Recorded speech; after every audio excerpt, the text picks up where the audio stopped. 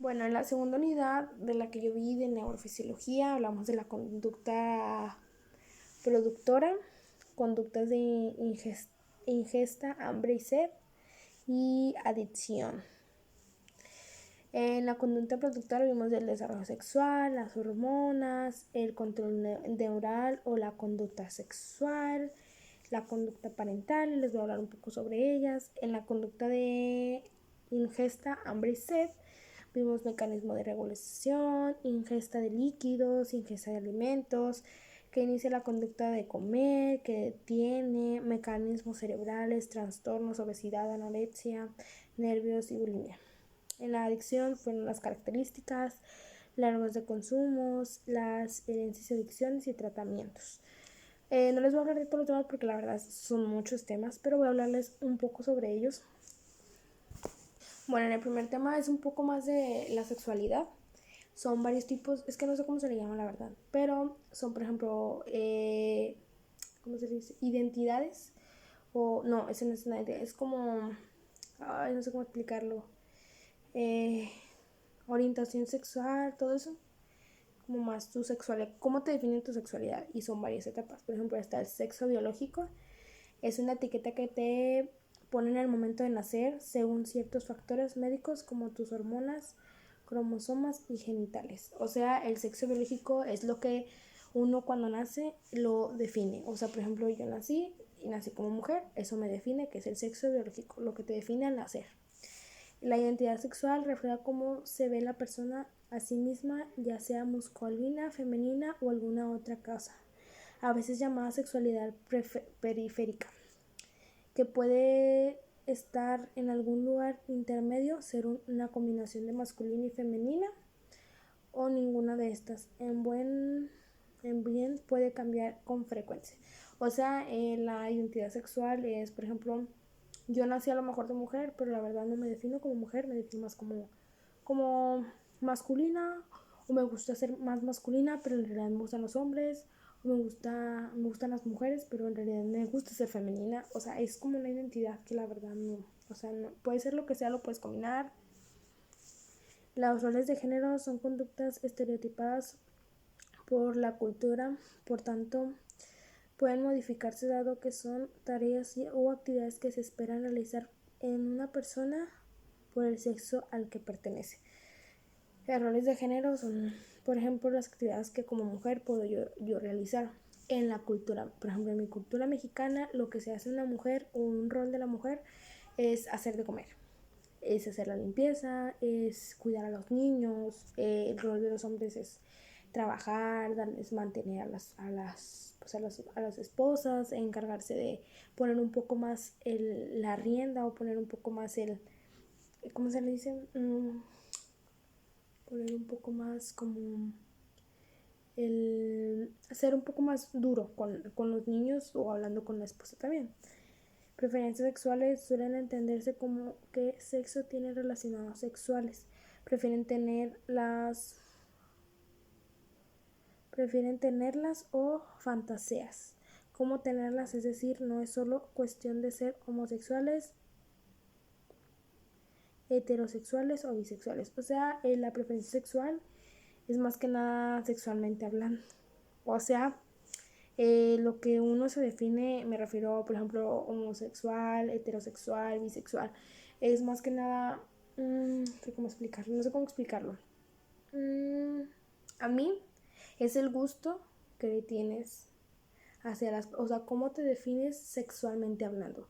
Por ejemplo, yo me defino como una persona que soy heterosexual, que me gustan los hombres, que me defino, una mujer nace con el saber que un hombre y una mujer deben de estar, pero llegan a un punto en el que las cosas cambian, que son distintas, que no sientes atracción por la lado masculino y sientes atracción por el lado femenino, que eso se llama eh, homosexual. Y cuando sientes de los dos es bisexual, pero es como más que nada las preferencias sexuales. Y ahora vamos a hablar un poco de las reacciones comportamentales. Y vamos a hablar una de las que más son reconocidas, que es medir ira. los comportamentales, los neurovegetativos y hormonales de miedo y de ira. El miedo en comportamentales, contracción de los músculos, disminuyen o detienen las funciones no esenciales, la sangre fluye o las extremidades inferiores en preparación para la vida frente se arruga. Los neurovegetativos del miedo es aumento de ritmo cardíaco, su duración, dilatación de pupilas, aumento de presión arterial. Las hormonales, liberación de hormonas como cortisol, aumento de azúcar en la sangre y la de adrenalina. El miedo se compone cuando uno en realidad, ¿cómo lo explico? Cuando pasan las cosas y uno tiene ese miedo, y esas son como unas de las etapas o unas características a lo que se refiere el miedo o comportamientos que hace esa reacción hacia este sentimiento, hacia esa emoción.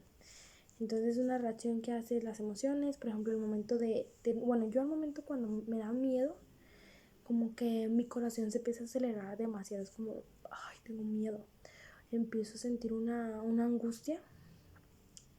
La ira, las comportamentales de la ira, pérdida de control, golpes, gritos, lanzar objetos y arrebatados, con reacciones repentinas o violentas sobre una situación, tensiones mandibular o apretar los dientes. Neurovegetativos, aumenta el ritmo cardíaco, dolor o presión en el pecho, sudoración excesivo, sofoco, temblores, dificultad para respirar. Las hormonales, aumento de niveles de testosterona, disminuye en la de las cortisol, pérdida de azúcar, pérdida de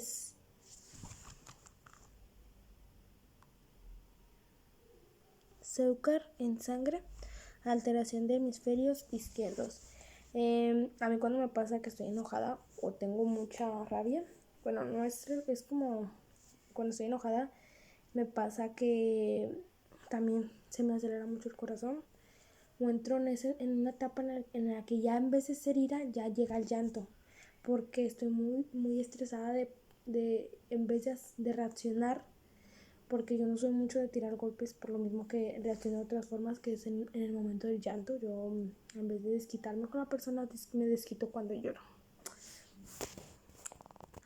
Ahora vamos a hablar de un síntoma que a la mayoría de los adolescentes nos da, que es el estrés. Bueno, en realidad eso nos da a todos, a todas las etapas. La verdad nos da a adultos, a niños, a adolescentes, pero más ahorita se está viendo en la adolescencia, por lo mismo que, por ejemplo, yo entro en estrés cuando estoy en la escuela, en estrés en entregar tareas, exámenes, todo se nos junta y llega un momento de estrés.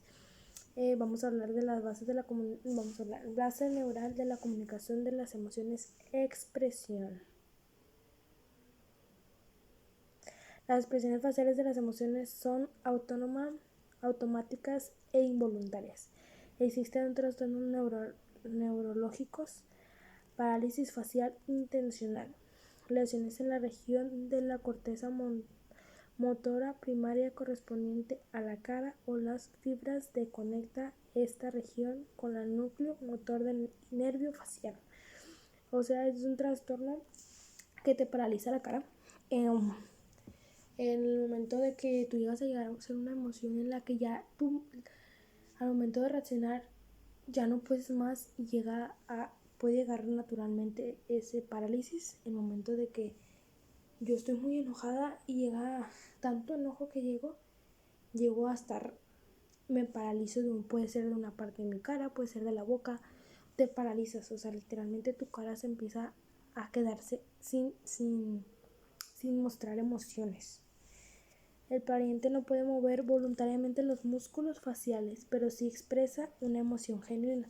O sea, yo por ejemplo, en algún momento que te llega a dar una parálisis, en el momento no expresas facialmente la expresión de emoción, pero expresas una emoción que sí se nota. O sea, no la llegas a expresar tanto, pero sí se nota en la expresión.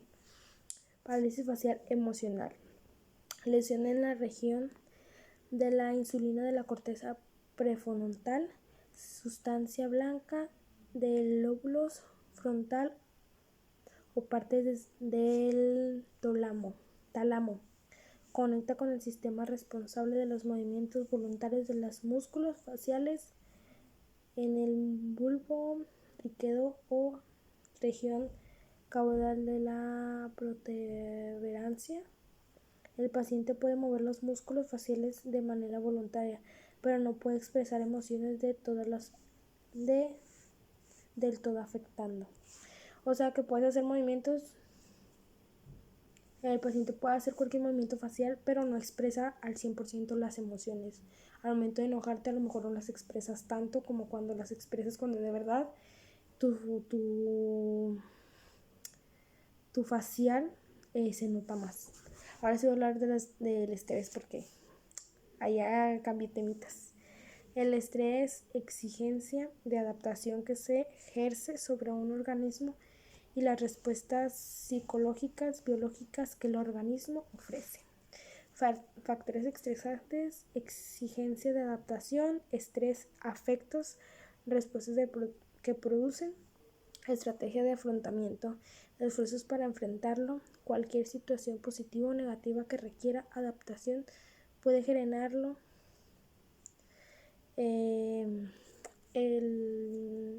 Categorías de factores estresantes. Frustraciones. No obtener el resultado esperado. Conflictos. Dos o más necesidades o motivos incompatibles. Presiones exigentes para objetivos. A mí me da más la frustración. La frustración llega en un momento en el que tú ya estás tan frustrada de hacer esto que ya no te sale. Estás frustrada de intentarlo y que no te salga. Eso se nos da, yo que sepa creo que se nos da más a los adolescentes. El momento de frustrarse, el momento de no saber cómo reaccionar, o el momento de no entender una tarea o exámenes. Conflictos es como más que nada cuando tienes problemas y no puedes resolver ese problema, te llega a causar mucho estrés por no resolverlo. Y las presiones son cuando tanta presión que te están metiendo, llegas en un momento en el que ya estás tan estresada que eso ya se te olvida. La presión llega en un momento en el que ya te cierra tu círculo y todas esas juntas, de verdad es, o sea, ya no puedes más. Factores que predisponen en una persona al sufrir estrés. Naturaleza de los factores estresantes, situación y tiempo, aplicación. Experiencias de la crisis, situación traumática que sobrepasa el afrontamiento. Cambios vitales, estrés más rápido, mayor impacto. Por ejemplo, aquí dice expresión de la crisis. Se refiere a que llegas en un momento que ya no quieres afrontar la situación y te cierras demasiado en el momento de querer afrontarlo, y te cierras y ya no puedes salirte de eso. Y aquí dice estrés, entre más rápido, mayor impacto. O sea que entre más rápido te está dando el estrés, más te está afectando y menos puedes abrir tu cabeza y afrontarlo. Y luego sigue percepción de la persona, mentalidad hacia los factores, tolerancia, mentalidad hacia uno mismo, carencia de recursos externos y apoyo social. Entre mayor y de la calidad menor, la potencia de efectos. Pues la verdad, yo como adolescente he tenido mucho estrés. Y más cuando entras en una etapa en la que ya la escuela te está consumiendo mucho. Hay muchos en una etapa en la que llegas a otro tipo de estrés, por ejemplo en la etapa de niños, llegas en un estrés muy ligero.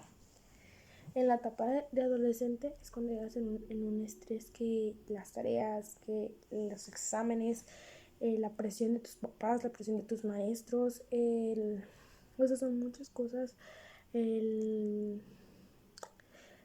También el estar, no resolver la situación, también es una frustración que te causa y un estrés muy, muy feo. Afrontamiento del estrés. Orientado al problema, dirigido a la defensa. Orientando al problema, realizar cambios en uno mismo, en el entorno o en ambos. ¿Qué se refiere?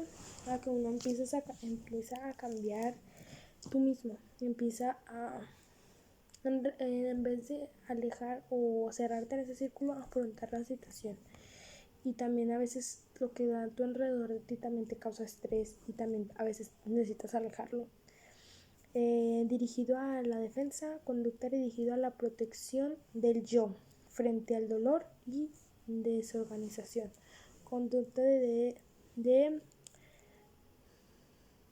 que reparte daño psicológico, mecanismo de la defensa, negación, represión, supresión, etc. Afectos de estrés intensa, descompensación psicológica o de la persona. Afectos fisiológico, Seile, homeostasis, heliostasis, carga heliostática. Síndrome de actuación general, Seile. Reacción de alarma, resistencia, agotamiento. Ahora vamos a hablar de la naturaleza del aprendizaje. Se refiere al proceso mediante el cual las experiencias modifican nuestro sistema nervioso o por lo tanto nuestra conducta. A estos cambios le llamamos recuerdos. La experiencia cambia al modo en el que percibimos, actuamos, pensamos y planificamos. El aprendizaje puede presentar al menos 4 tipos básicos: aprendizaje perceptivo, aprendizaje estímulo, respuesta, aprendizaje motor y aprendizaje relacional. Bueno, vamos a hablar del aprendizaje perceptivo. Capacidad para aprender o reconocer estímulos que ya se han percibido antes, aportando la capacidad de identificar y catalogar objetos y situaciones. ¿A qué se refiere esto? Es, por ejemplo, el actuar. Vamos a ver un ejemplo. Yo estar en la secundaria, ahorita estoy en la universidad, y volver a una persona, volver a un compañero de la secundaria, a un maestro, te hace volver a recordar la persona, o a veces recordar situaciones que tú dices con esa persona. Ese es el aprendizaje perspectivo. Aprendizaje, estímulo y respuesta. Capacidad de aprender o ejecutar una conducta determinada. Cuando se presenta un estímulo determinado, de modo que involucra el establecimiento de conexión entre los circuitos de percepción y movimiento. Esto es como más...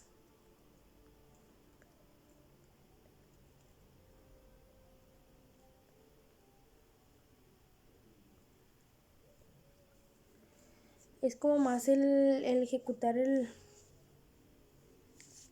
aprender a ejecutar una conducta, o sea, es más como el entender, el aprender, al aprender la conducta cuando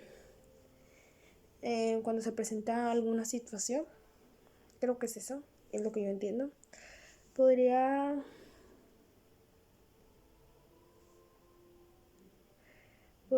ser automático como reflejo o defensa a una compleja secuencia de movimientos previamente aprendidos. O sea, es como, también puede ser como una defensa. Aquí dice, incluye 2 categorías de aprendizaje: el condicionamiento clásico y el condicionamiento instrumental. El condicionamiento clásico, tipo de aprendizaje en el que un estímulo sin importancia adquiere las propiedades de una importante amplia una asociación entre dos estímulos.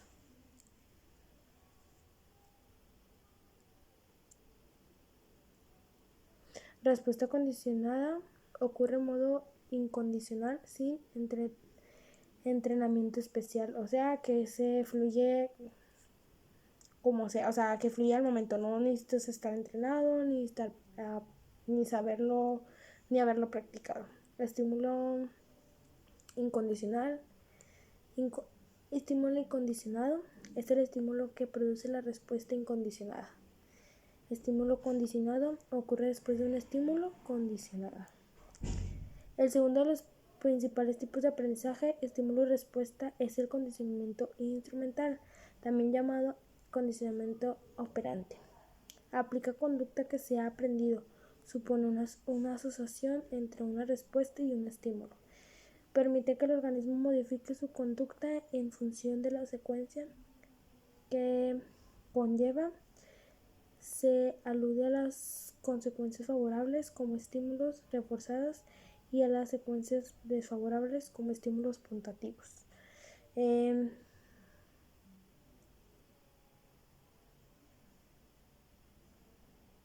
Eso es como el condicionamiento instrumental, es como que aplican algunas conductas en la que tú ya las conoces, algunas conductas en las que tú ya reconoces ese tipo de conducta o ya lo has manejado.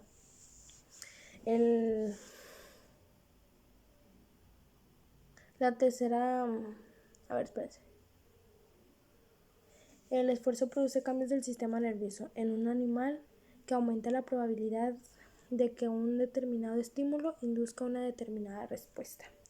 El proceso de refuerzo refuerza una conexión entre los circuitos neurales aplicados en la presión y los amplificadores en el movimiento. En la tercera categoría principal del aprendizaje, el aprendizaje motor, es un tipo especial de aprendizaje estímulo-respuesta. Su diferencia en el grado en el que se aprenden nuevos tipos de conductas. Cuando más desconocidos sean, más circuitos neurales de los sistemas cerebrales han de modificarse. Las tres aprendizajes consisten básicamente en los cambios que suceden en el sistema sensativo y el motor. En el cuarto aprendizaje se supone aprender las relaciones que existen entre estímulos individuales se logran como resultados del aprendizaje. Las percepciones de la localización especial, aprendizaje espacial, implica aprender las relaciones existentes entre los diversos estímulos que indican dónde estamos.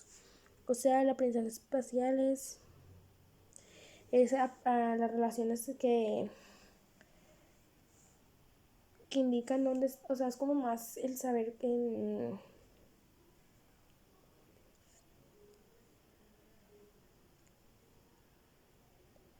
las relaciones existentes entre los diversos estímulos que indican en dónde estamos. Es lo que es.